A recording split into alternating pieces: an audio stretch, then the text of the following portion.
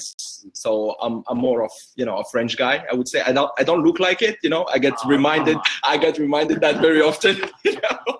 But yeah, I'm rather a French guy. I haven't been living that long in Algeria, but you know, I after all those years being abroad, you know, I was pretty young. I mean, when I left France, and even in France, I was moving a lot and so on. I rather consider myself like an European, I would say. That fits me more, you know. Yeah, it doesn't really matter the place, you know, as long as I can make my life around it and I can, you know, fit into the culture and things like that. So I would say by passport, by culture, I'm French. Otherwise, I'm European. Okay.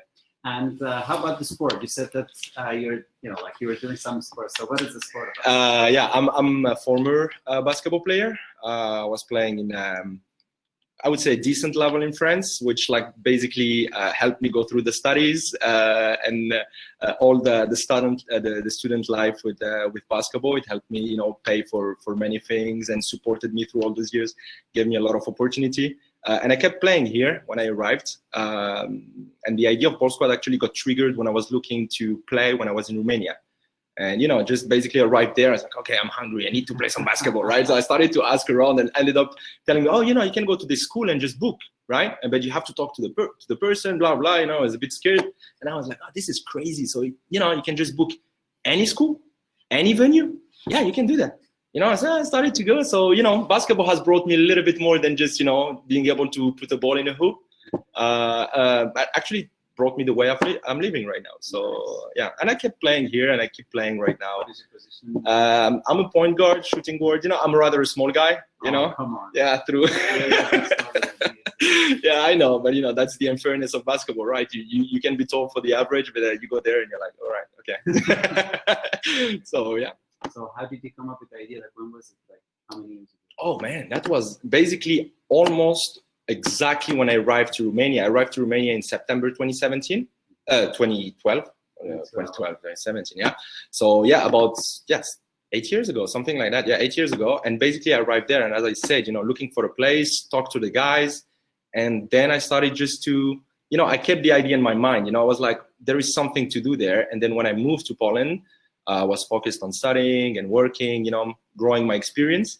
And when I felt really ready, I onboarded my partner, Dorota Tsaban, and we made huge, like really big market research for 2 years to understand what was going on. And then we understood that the opportunity was in the digitalization of the infrastructure. That was the idea, because of course we are in the sports segment, because that's the biggest segment. That's just what makes sense. Yeah. But the whole structure needs digitalization. So Ballsquad is, let's say, the entrance door to the digitalization of the whole public infrastructure. Because once we are able to digitalize a school, a university, OSIR or MOSIR or whatever the infrastructure, we can actually do that for anything. So like any other sector. Any other sector, but still staying in the public, because that's the public that basically needs that type of digitalization. They don't have the time, or they don't have the possibility to make it happen. And you come with a product that is already proven on the market, and you walk them through how they can gain time, how they can gain efficiency, how they can gain actually more money, more visibility, more money, because those places are there to be monetized. Where were you in Romania? I was in Cluj-Napoca in Transylvania, you know, the vampire region. Was like, yeah, I think that was one of my kindest memory, like of my whole life. You know, I'm 30 years old now. You know, I got like to the big three, the dirty 30s, right? So, and yeah, I just loved it, because it just basically opened my eyes on what was going on in this part of Europe, which we never hear about. You know, in France, we hear about the bad stuff, right? And often not really fitting to what is really happening.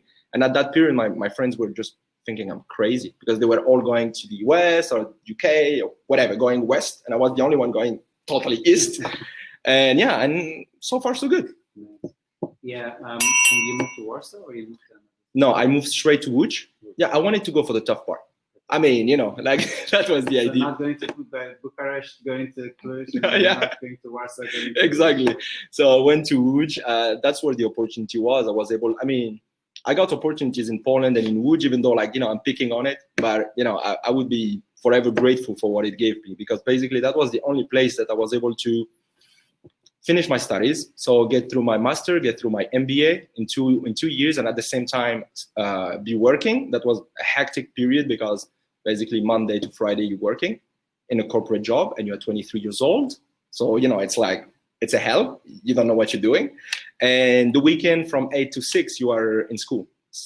Saturday, Sunday. So it was very tough 2 years, but then I get through it, and I arrived to Warsaw as soon as I finished. Right, I felt ready enough to go for the big city. Right, How was the, let's say, as a person who studied in different countries, how was the first impression? Like, how was this education system, and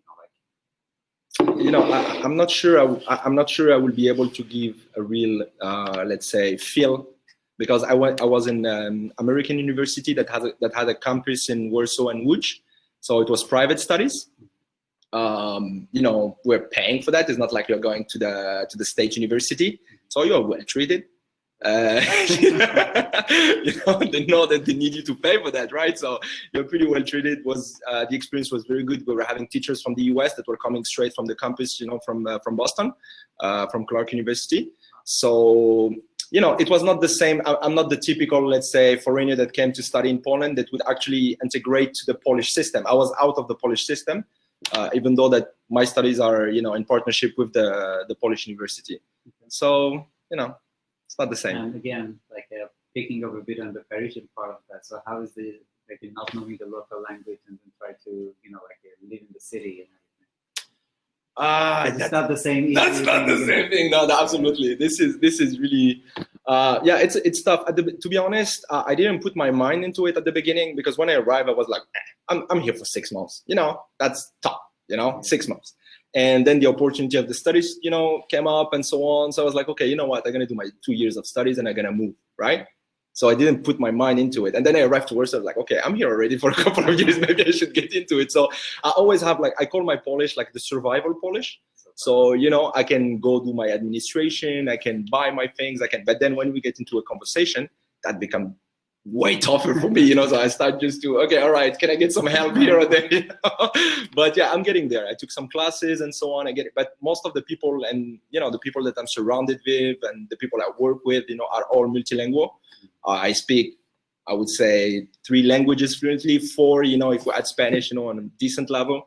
So, there is always a language that you can speak to me, Polish, I don't really count it because I cannot go through a full conversation. But, my generation, our generation, Poles are well educated, very well spoken. So it's not much of an issue to integrate. As long as you don't want to go to the administration part. Exactly.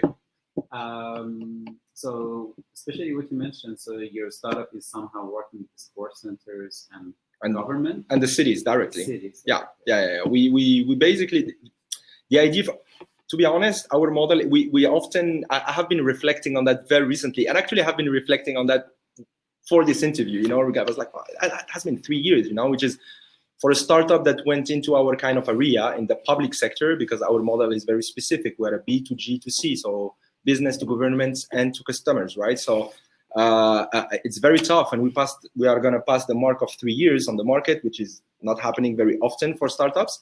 And I started to reflect on it, like, did we really pivot? Did we really change our model from the very beginning? And actually we didn't. What we pivoted, it was the way we run our business. We understood that things we're doing at the beginning were not proper to be able to maintain us and to get to the tipping point where it's not a startup anymore, but it becomes a real business. It starts to actually generate money for people that are actually, working in it.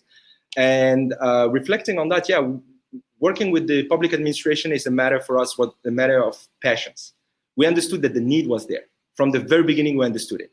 Those guys cannot stay on pen and paper forever. Something gonna come and they're gonna have this need. So we have to be there to show them that, okay, we are ready to go whenever they want.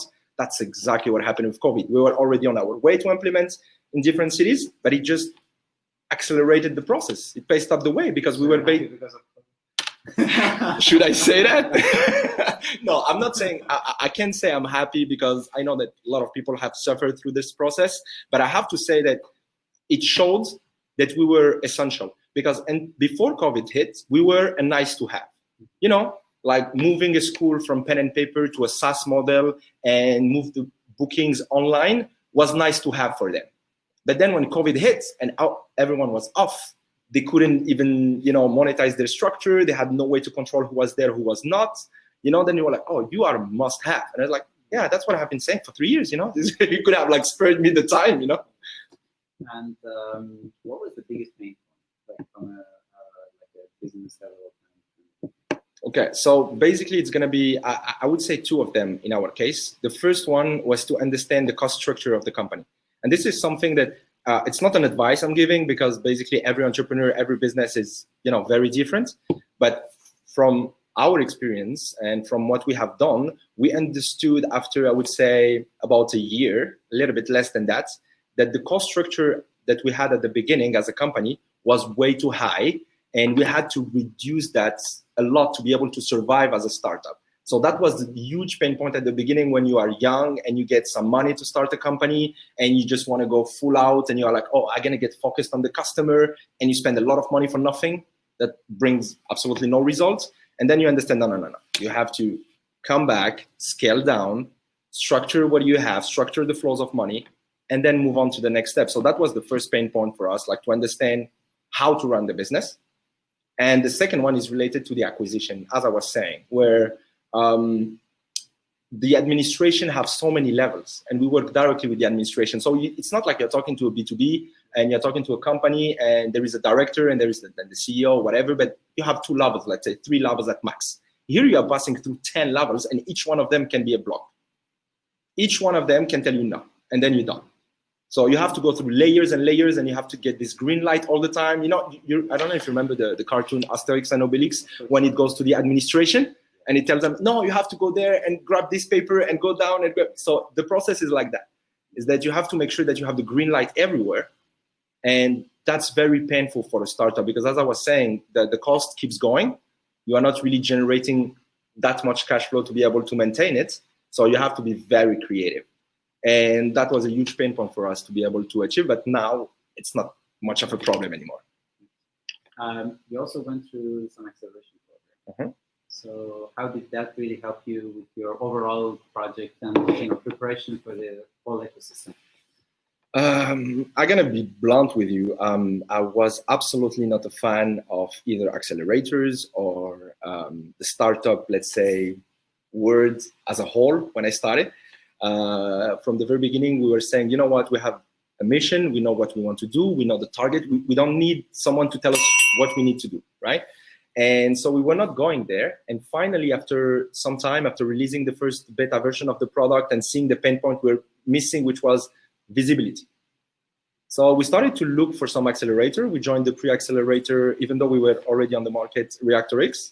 Was a great help at the beginning because it helped us a lot understand how the startup world is working. It gave us a lot of networking possibilities, a lot of contacts, and we felt really stronger about our project. Then we moved to the Mazovian Startup Accelerator, which was it was run by Youth Business Poland and financed by the region of Warsaw, Mazowskie region, that we end up winning. So basically it puts us on the map.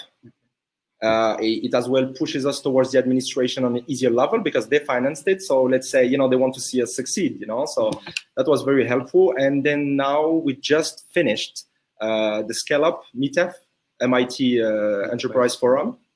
We just finished it. We're like the last batch, and now we have a new one. And we were partnered with MCX, trying to, open our technology to them because they are as well serving the public administration. So we're trying to find something that can, be offered together. And now my opinion has changed, right? What is the biggest indicator? Like, if you want to talk about the Polish startup ecosystem, like what defines the Polish startup ecosystem? Is it too easy? Is it like crazy? Too easy? No. But is it too creative? It's very skilled. It's very skilled. That's the first thing I can say. Okay. It's extremely skilled. The startup environment in Poland, I can mostly talk about Warsaw because that's where I developed mine, and I believe that's one of the biggest hubs because, of course, then you have Krakow, you have Warsaw, and so on, but most of it is happening in Warsaw. It's always like that, you have one main hub. And the thing that I can say is that, it's very skilled. The problem of having a very skilled environment is that it's very expensive. It's more expensive than it should be.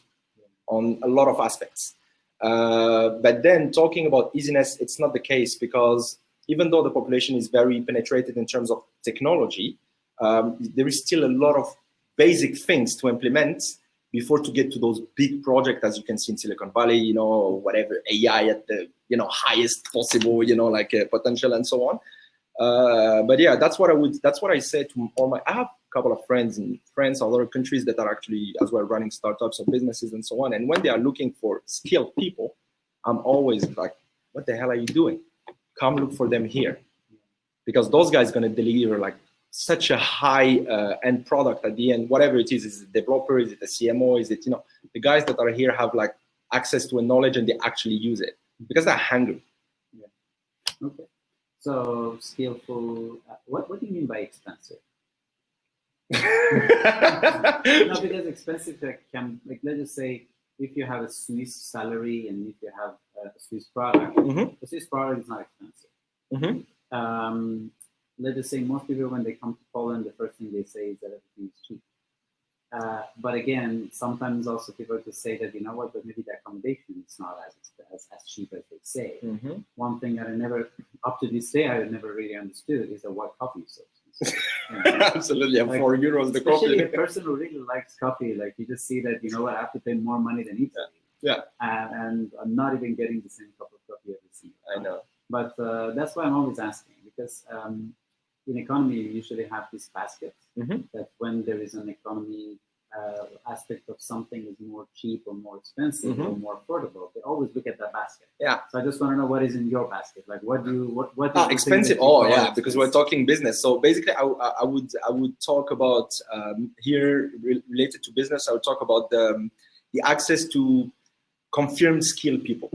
You know, because even the young guys, the young women that are coming out of, you know, the universities, you know, like they're very skilled and you can get them at that moment and try to groom them, and, you know, the salary going to grow with their experience and things like that. But as soon as you get someone that actually already has experience on a certain domain, and even more in a trendy domain, either it's in development, either it's in social media marketing or whatever, you name it, those people are going to start asking for a lot of money and often more expensive than what I can find in France. For example, I have one of my close friends here that is running one of the top startup in the world, Park for Nights, and basically it's a French startup, but he's here and he's running it, you know, remotely and things like that. And he often prefers to take developers from countryside in France than take them here in Poland.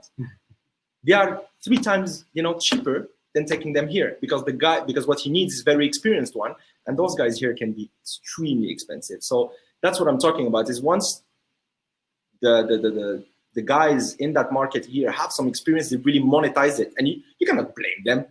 Of course, if there is someone asking, like giving you 20,000 zloty, and the other one say, you know what, I'm going to give you 25,000 zloty, and it doesn't make a difference for you, you're going to go to the highest bidder. But as well, it creates some kind of threshold. That's okay. This is now the price, right? And there's people are just going on top of it, so you end up having it's very expensive. And as a person who understands the French market, also is that the French minimum salaries also didn't change for very long. No, not really. Yeah. One of the reasons a lot of people from France even go to Spain, Italy, Switzerland, anywhere apart from France. Yeah, so, because it's cheaper and you get more or less the same salary, so you still, you know, have a better quality of life. It's a very strange scenario when France is somehow having the lower salary than Poland. Yeah. I stopped making sense of, you know, France and the way we do things and the way we, you know, it's... Does it make any sense that right now somebody would live in Paris? But considering that the accommodation versus accommodation of Warsaw, all the quality of life you have here in Warsaw versus Paris? Depends what you're looking for. You know what I mean? Like, not baguettes. Yeah. Yeah, if you stay there, obviously, you can have good ones here, actually, you know? I have some cool, like, friends of mine as well that have, like, some French bakery here. Really? And yeah. We have to talk about that after. Absolutely. I will give you the tip. And basically, yeah, it depends on what you're talking about. I mean, most of my friends are in Paris, right? And they are engineers or they are consultants or whatever. They have great salaries and they love the life in Paris, right? They accommodate to the place, right? Of course it's expensive, but you don't realize it, right? You live there, you get that salary, I don't know, 4,000, 5,000 euros, right? Even though you're gonna spend, which is ridiculous, you're gonna spend 3,000 to 4,000 just on a living, which is ridiculous. We agree on that. But still, that's the way you're living. So, and then you have Paris, like it's Paris, there's so many. So it's like, it's really restful to be in Warsaw. I love it here because it's an European capital, undeniable, and it has everything and anything you want. But at the end of the day, I don't need to run. Even when I'm late, I'm not late. I live in the center, and even when I need to get there in 10 minutes and I'm already at the time, it's fine. I'm 10 minutes late. Paris would never happen to you. So it depends what you're looking for, right? Like 1 hour drive, still you're in the city. Yeah, you don't drive. You wouldn't drive. I mean, you don't drive. You're somebody else's. Absolutely, or you're on those scooters or whatever. Because otherwise, you would never find a parking. No, never. Okay. Again, as a person who lived in different places, what was the biggest cultural shock? You mean here, right? Yeah. I mean, that's a cultural shock. I mean, I'm multicultural. I have lived in different places. So since very young, since I was a baby, I was between 3 countries. I was between Algeria, Spain, and France very often, like through the first 7 years of my life. Where were you in Spain? Mostly in Palma de Mallorca. I was going there very, very often and spending like 2 to 3 months a year over there, since I was a kid. So, always been, I understood pretty early on that you have to adapt. I have mixed parents. I see always you have to adapt. So I never had big, like cultural shock. I always managed my way through, to understand that, okay, I have to adapt. We have this saying in French, say like in Rome, you live like Romans, right? I'm not coming somewhere to ask people to adapt to me, right? I have to adapt to the people. But I have to say that when I arrived to Łódź was a tough time for me. Was very tough because when I arrived to Romania, it took me about, let's say, a month to feel at home, for real. I could understand the language pretty quickly. I could feel really welcome and so on. And you arrive to Łódź, which is a little bit of, it's not a secret. It's a little bit of a tough city. And I'm talking about that 7 years ago. So it was even tougher, right? And it took me a long time to feel kind of, part of the city. So that was my, let's say, big shock. But then in Warsaw was like, I'm home. I mean, to be honest, even that's what I asked in the beginning, like, where do you see home? Because I'm living even much longer than you here. And one of the things I always see is like, I just came to Warsaw for 1 week, and now 10 years later, I'm staying here. And I came here for 1 summer, and now I'm staying here. And that's also the thing that we're just having these words like expats, like foreigners. While a lot of people feel somewhere at home, where those labels kind of, it's the only thing that somehow stops them from calling that. Absolutely. Yeah. And, this is also the fact that I always ask maybe sometimes like simple questions or stupid questions, doesn't matter which one you want to just call it, but rather sometimes it's good to ask very simple questions, like what is expensive? Like what is tough? Because the moment we don't talk about it, the generalization of that might not really bring that pain point into the picture. Absolutely. And I believe that it's a personal, it's really a personal experience. It goes a lot with, the background you have. I believe that if I decided to move from my place, when I was actually, when I moved was like 21, when I moved from France, and I wouldn't have moved before, I would never be where I'm sitting right now. You know what I mean? I had this habit that, home is where I am and home is where I make it, right? So I'm not gonna, look for this specific Parisian terrace, a specific baguette. I'm fine. I can eat pierogies and guamki. I'm all right. Like I don't need to look for that. I just make it my new home, right? So it's really a personal feeling about it. And then of course, when it hits you and you cannot adapt because potentially you didn't have the tools before, we didn't give you the tools, you didn't have the chance to move and experience that, then you can get into those stereotypes. I didn't make it there because it was like this, like this, like this, like this. Yeah, but maybe it's you the problem. I'm just gonna ask you more serious questions, but seriously, like, what's the difference between Nikki and kebab? What? The French pancake and the Polish one. Oh, I don't know. I would say no. I would say the French one are more gourmet. I have to give something to France, like I have to. So you don't think that they are the same? No. Okay, maybe we can find somewhere. No, there's not. Okay, good. Going back to, let's say, more serious conversations. How do you really feel also the position of sport in the country? It's it's I don't know. It's a very tough question regarding. I mean, for us, the way it is right now, it's unstructured, right? And that's where the opportunity lies, right? Because I'm gonna give you a very simplistic example. Is that in France, no matter the level you are, no matter like how old you are, no matter the sport you want to practice, you know that you can go into your city, neighborhood, whatever, looking on internet or whatever, and you're gonna find a club that is under the federation of that sport, that is financed by the states, and that actually has the vision that goes until, let's say, the lowest possible level. So even if you even don't know how to practice or play any sports, you can actually get into a team, have weekly practices, have games, and because it's structured. It's an old model, right? Here in Poland, it's not the case. Here, once you are past 18 years old, it's over for you. Either you are very good, and then you go play in the national levels. You know, there's like 3 national levels, and then I'm talking for basketball here, and then you get those pro level. But if you are not at that level, you have to go to amateur leagues, and you have to go to different private structures to be able to enjoy your passion, or simply feel healthier. And that's where we enter into that process, is that basically we are trying to give them the tools for those private leagues and all those, let's say, small islands to connect to the infrastructure that exists already. So that's where it's different, is that in France, sport is very structured. It's very, you know, it's under the hand of the state, and it's very well financed. So, and here it's not the case. Here is like for the top, like crème de la crème, right? And then for the rest is like, do as you can. So I would say at least basketball is doing okay. No, but that the national team is doing okay. That's not a problem. You know what I mean? But national team is like, yeah, like the national team represent maybe 20 people, or, you know, you know what I mean? And then you have like 38 million Poles, right? That potentially a few millions of them play basketball or football or whatever. And those guys need help. Those guys need the structure. And that's what makes the opportunity, right?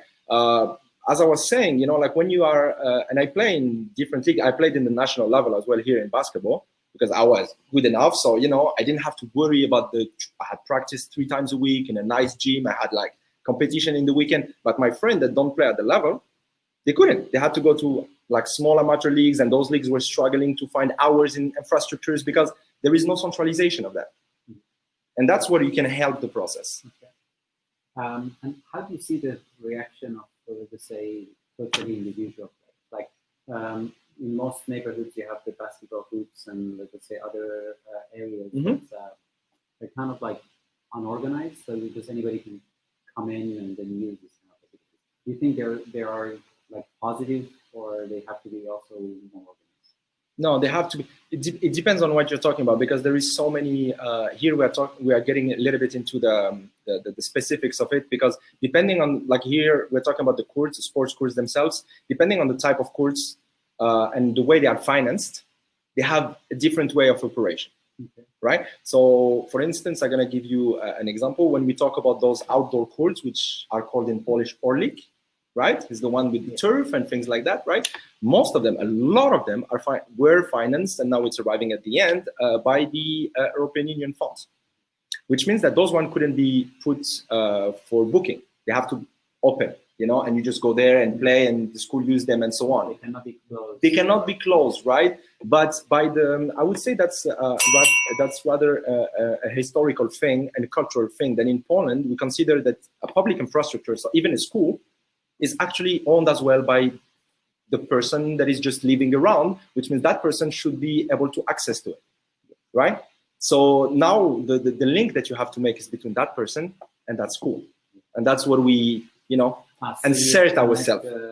That's where we insert ourselves, is that we make it, we say to I remember a sentence, and this is not from me, this is like from Dorota, my partner, and she was like pitching somewhere, and she got asked the question, but why doing that? You know, what is the point? People can still call and do it. And she was like, we are in the 21st century. Everyone is using a phone, and you can basically, on your couch, order something that is at the end of the world, you know, book a hotel that is like a few thousand kilometers away. You can call a cab, you can do everything. But you cannot just go to your school with your kids, you know, to play some ball, even though it's available. Why? Because you have no way to access it, but you can access it, but you have no way to access it. And that's, for me, like the best image of it. is that, why would I take the transportation to go to a specific venue that is at the end of the city because that's the only way I could find a spot to go, rather than actually use the school that is next to, to my place and go with my daughter or my son or whatever, and kick some ball. If somebody right now wants to use your solution, where do they have to go? And what do they have to do? So basically we have 2 products that are on the market. Actually 3.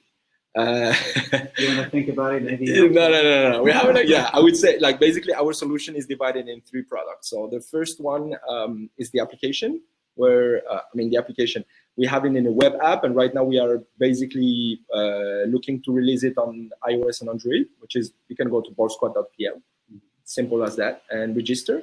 And you have basically a map, and you can see all the venues. You can make a research by sport, by whatever. To be honest, we are in Krakow. We are renting schoolroom, classrooms, conference rooms, saunas, gyms. Because there is a need for it, right? It's not only about we are renting as well dance classes, ballet and things like that, because there is a need for that, and they have those spaces, right? So that's the first product. The second product is the Ball Squad Manager, which is a SaaS that we are actually directly giving to the infrastructures and giving to the city.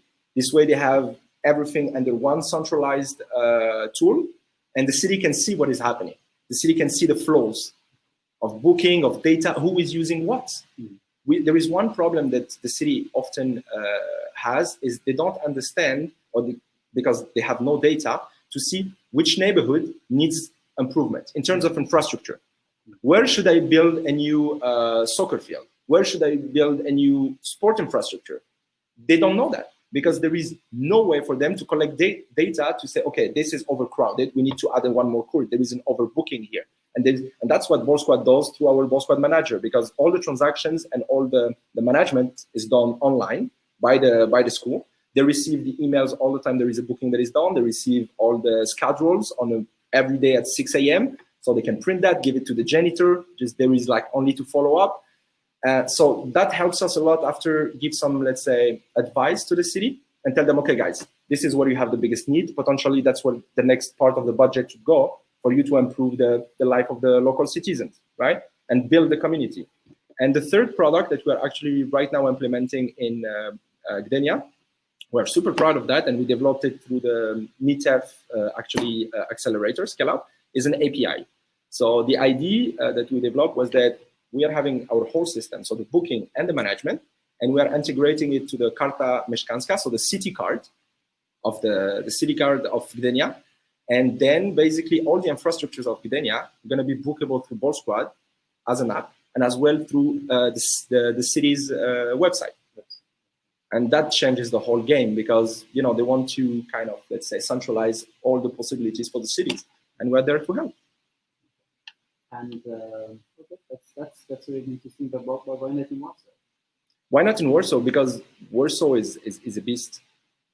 Warsaw is a beast. Warsaw is big. We're talking about a city that has about 1,000 locations. If we put everything in the same basket, right? Schools and so on and so forth.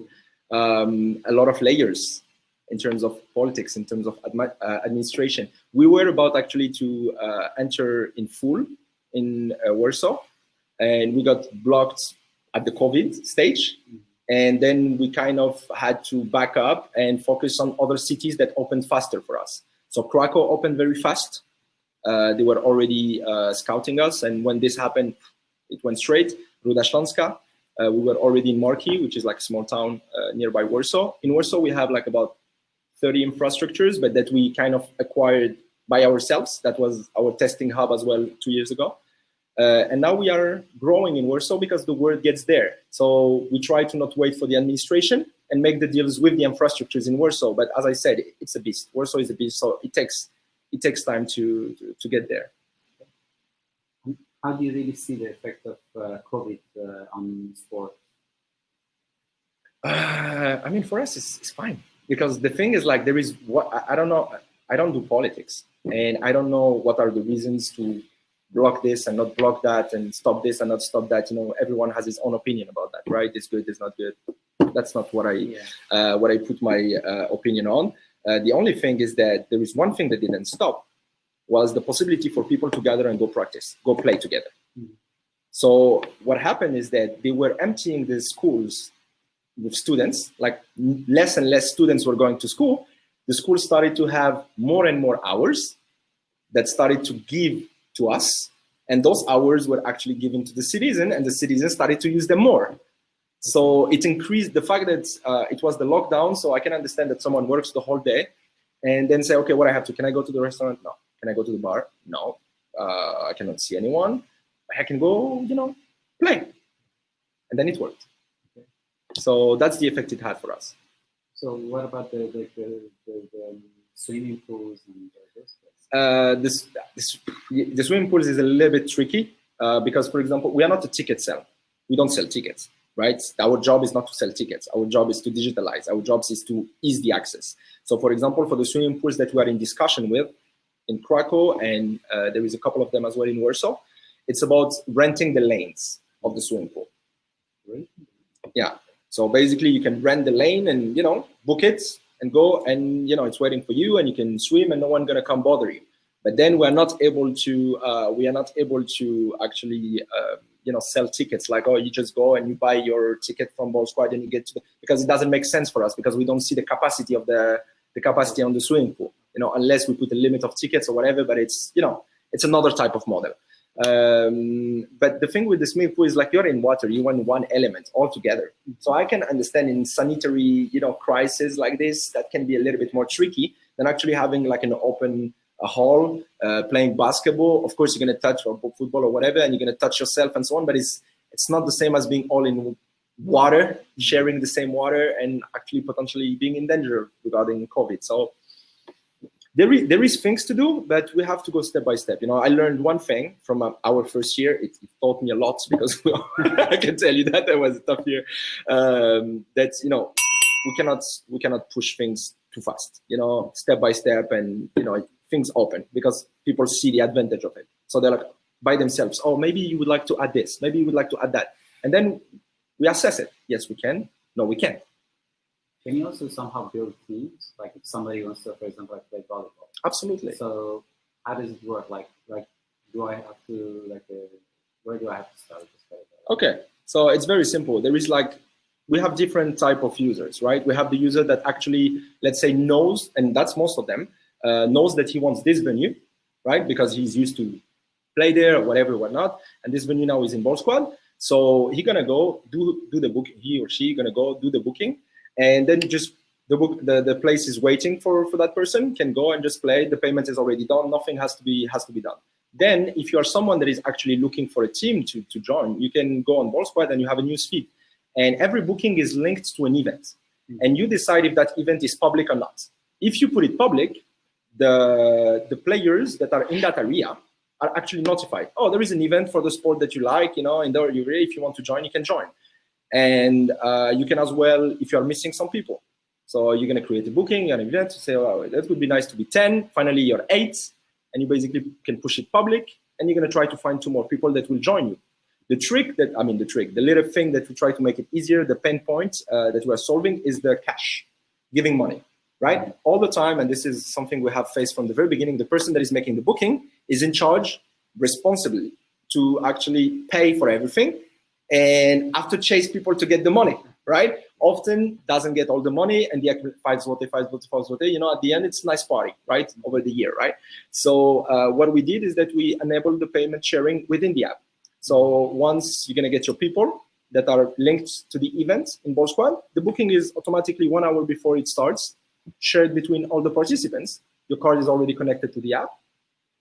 Done. What is the most popular sport in Europe? Oh, football. I mean, yeah. I mean, there's without even in a country that is like volleyball. Football is the big thing. Football is the big thing, mostly football. We have a lot of football, in terms of bookers, right? But then we are covering about, at the moment, if I don't count other, we are covering about 30 sports. We even have rollerblades. 30. Yeah, we have rollerblades, we have venues that we have uni hockey, floor hockey, floorball, right? We have all types of sport. We have ballet, we have sauna, we have, you know, dance, doesn't really matter. It's just about the infrastructure. What do you need? But frankly speaking, it goes always football, volleyball, basketball, they are, you know, they are there tight, right? And we often thought that handball would be something, but actually not that much, right? And then it goes a lot for martial arts, yoga. Yeah, that's the type. So yoga is like number 4, 5. Yeah, yoga is in the I would say that, yeah, the top 5. We have a yoga place here, so we just have to see like if it's already booked there. Yeah, unfortunately, because of the COVID, we are not operating it right now. Yeah, it's a very good thing to have in place that you are. Yeah. If you manage to somehow fix something, what would that be? Fix something. Let's just say from people's behavior in sports, or from let's just say from the infrastructure. Both of them in a different way. I would start with the infrastructure. Yeah. That would be, I mean, if I could fix something, but this is absolutely just for my own interest, would be that they would sign faster.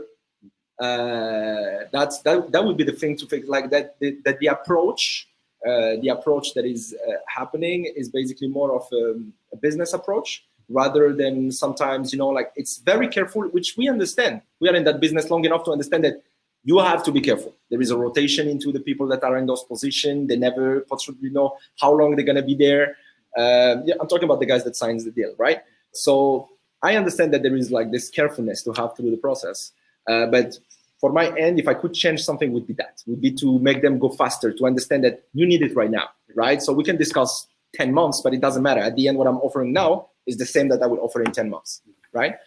From the user side, what could I fix? To be honest, our users have been very kind with us so far. It's very hard to say something bad about it. And I'm not kissing asses here. I'm sorry for the language, very sorry for that. But really, they have been kind for it, because when we launched the first beta version of our web app in May 2018, it didn't look at all like it looks right now. It was not that great, you know, but we still had people, you know, they find the use of it.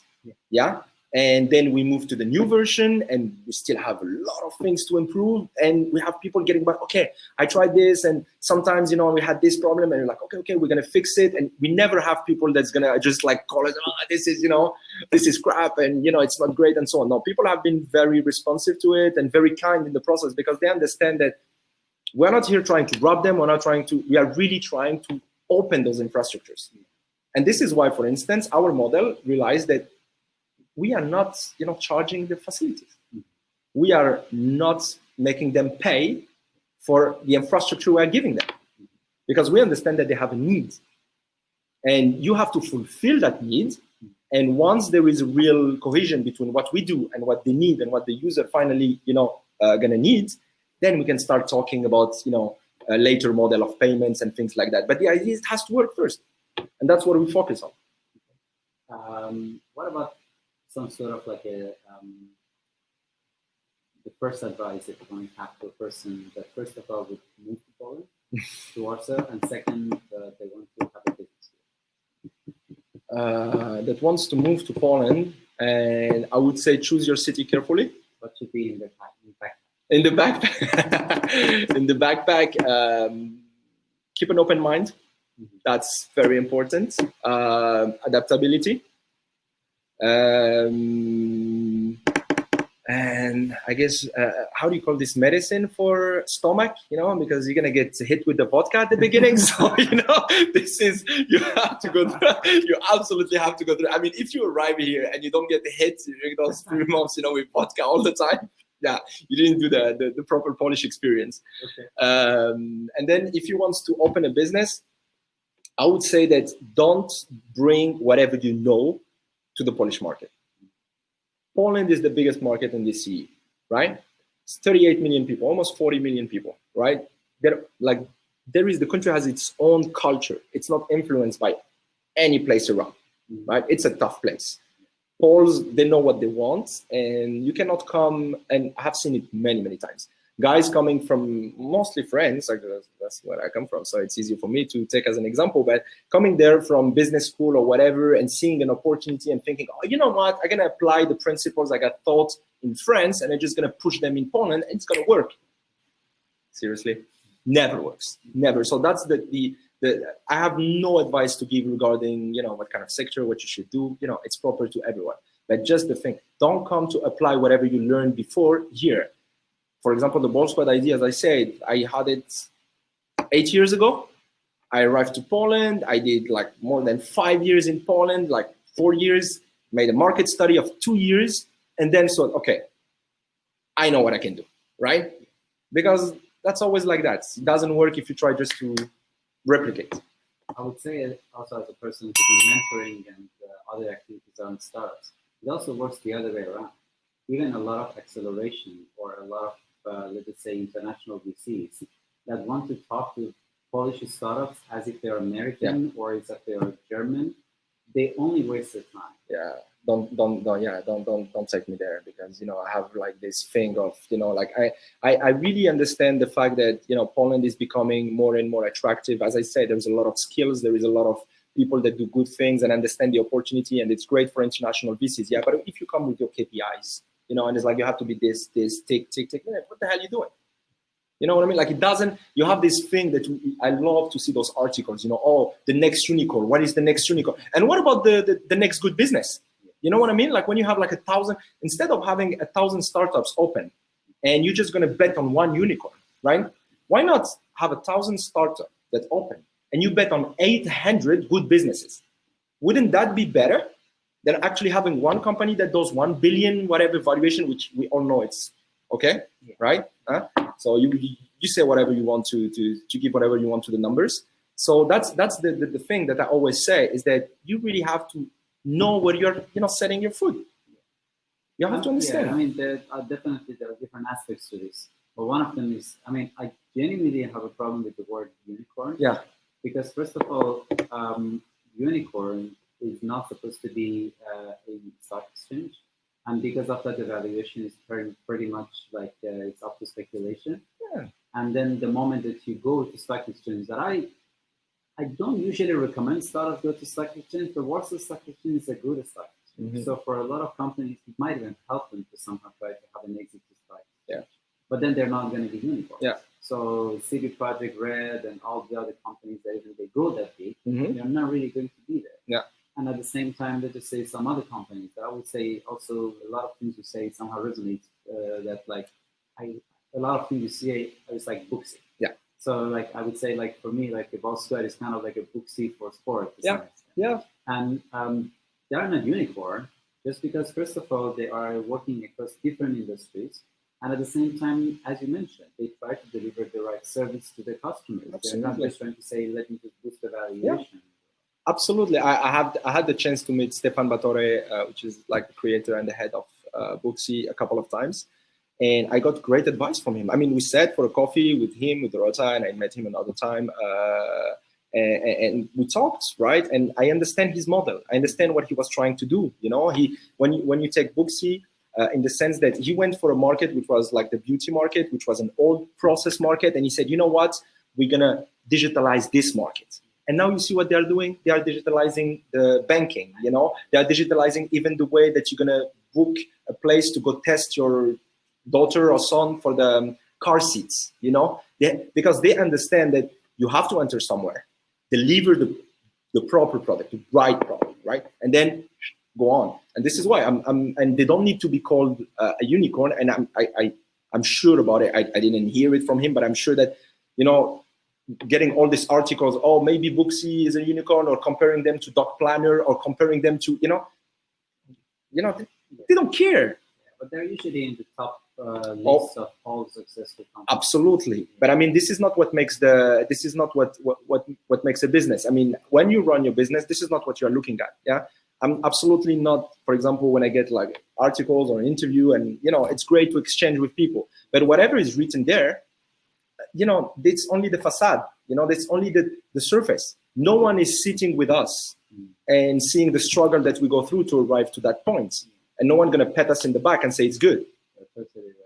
I mean, we don't have that much time, but I just want to mention this way that there's this terminology in marketing called you have to be remarkable. So if right now you try to promote that, let's just say you're the best camera in the world, and you're random, like you're Olympus, it's good. But the reality is that people are still going to search you, and then they will find a competition that is more remarkable. And one of the things that I would say, just as a point of our conversation, is also is that nobody forces us to talk about big state. But the reality is that when you are the title for a good idea, when you are the representation of something unique, then that's the way that you can basically try to find, like customers and values and everything. And on top of that, I would even say that regardless of where you work and where you live, you're just going to find success. Look, if there is anything that, like you just want to close the conversation with that one, no, it's just a pleasure to be here with you. Really enjoyed it. It doesn't get, the chance to talk that freely. We have like other things going on. So, really great. And I'm used to come to the Venture Cafe. So, I can say I'm an all-timer. I mean, one of the things that I would say, again, somehow to finish the conversation on that, is number one is that the whole innovation campus around the Kern House and the District Hall and the CIC is the fact that even in the time of COVID and all the restrictions, we really try to make sure that the whole innovation center is going to be open, and at the same time, people will have the opportunity to see each other and then try to stay together. Exactly, and because innovation cannot have a pause button. Absolutely and not. The point is that everything, hopefully, have to at least like inside people have to stay warm. And then, I mean, I'm not going to go into a conversation of with this. Like we can have another hour. Do we have another hour? But at the same time, I just want to make sure that everybody would understand that. First of all, especially like you came from the say western part of Europe to eastern part of it, and even when more east and again came back here, that they will understand when we're talking about this whole idea of new in town and Warsaw and everything. It's not just because we're here. Because even when you see that people are from different part of the world, they still can find a home here, and at the same time, lots of other opportunities that you also mentioned. Absolutely. It was a pleasure. Likewise. Thank you very much. Thank you. Eva is going to be around. Hopefully, Eva is going to help us, pass the panel to our next part that is going to be about space technology in the time of crisis. So, Eva, if you're around, we would like to see if you can just help us here. I think we're a little bit boring, and she just moved down. She's not watching us. Eva is very busy. She's managing everything in a very good way. I know that. I know. I've seen her running everywhere. Eva is the puppeteerian, among all the things that are happening. Hey! Of course, I'm here, but I'm in two places at the same time. I'm in two platforms, so. Why here?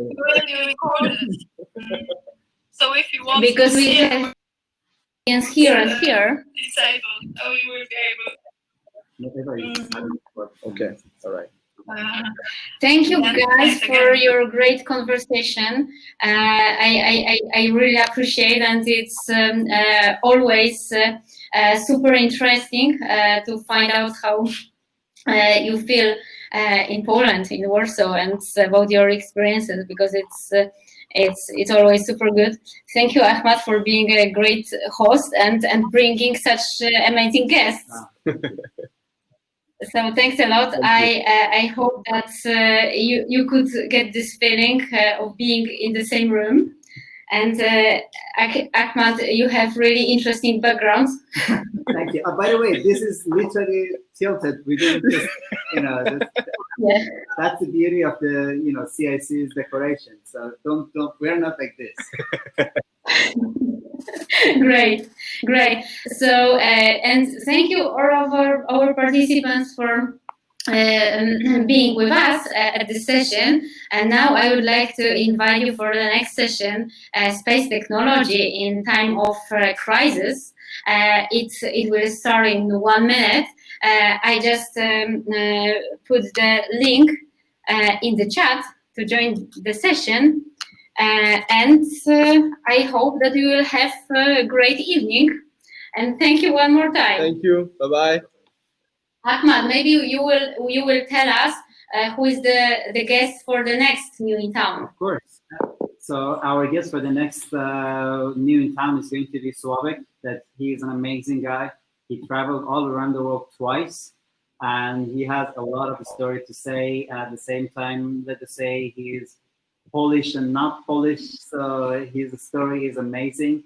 And more than anything else, he's a storyteller. So I'm more than excited to have him. So please make sure to tune in for the next time and next week. Are we talking about Mukuri? Yes, well, I know him pretty well. That's great. You know, you could see today that the guests are always great. So we will keep it that way. Thanks a lot, guys. Bye. Bye-bye. Thank you.